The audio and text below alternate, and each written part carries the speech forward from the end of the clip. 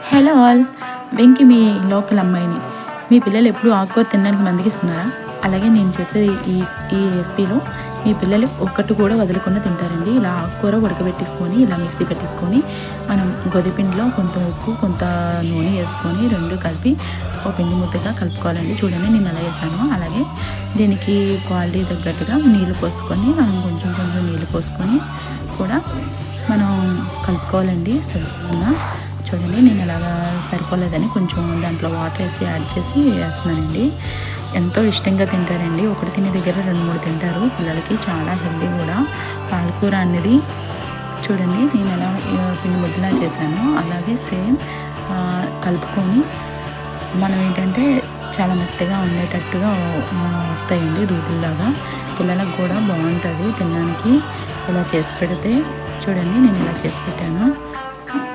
అలాగే ఇది మనం ఒక కవర్లో అనేది స్టోర్ చేసుకొని 1 గంట పాటు పక్కన పెట్టిస్తే మనకేంటంటే చాలా మెత్తగా బాగుంటాయి, సాఫ్ట్గా ఉంటాయి. పిల్లలు తినడానికి కూడా బాగుంటుందండి.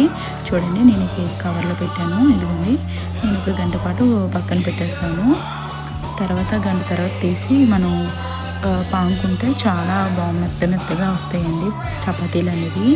చూడండి నేను ఇప్పుడు తీసాను. చాలా మెత్తగా వచ్చింది పిండి కూడా. ఇదిగోండి నేను ఇప్పుడు చాలా మెత్తగా ఉంది. కొంచెం పిండేసి దాని మీద కొంచెం 2 ఆకులు చేసుకొని దీన్ని ముక్కల కింద కూడా కట్ చేసుకున్నానండి. చూడండి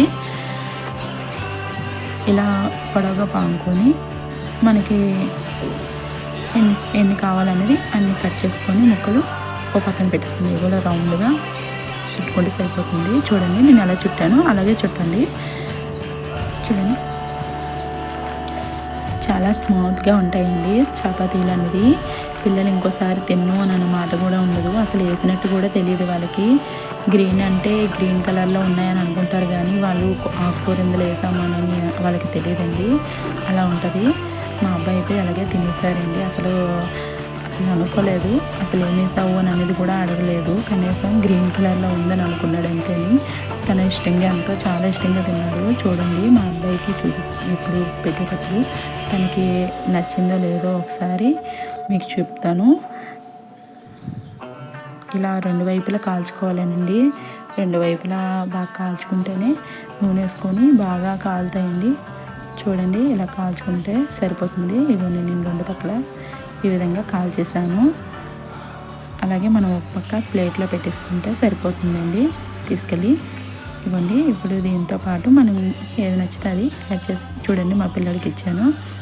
ఇప్పుడు తను ఏమని చూడండి సూపర్గా ఉంది అంటున్నాడు. అసలు తనకి ఏది ఎక్కదండి. అలాంటిది తనకి ఇలా చేసి పెడితే తెలియలేదు. తనకి నచ్చింది. మీకు కూడా మా వీడియో నచ్చినట్టయితే like and share and subscribe. Thank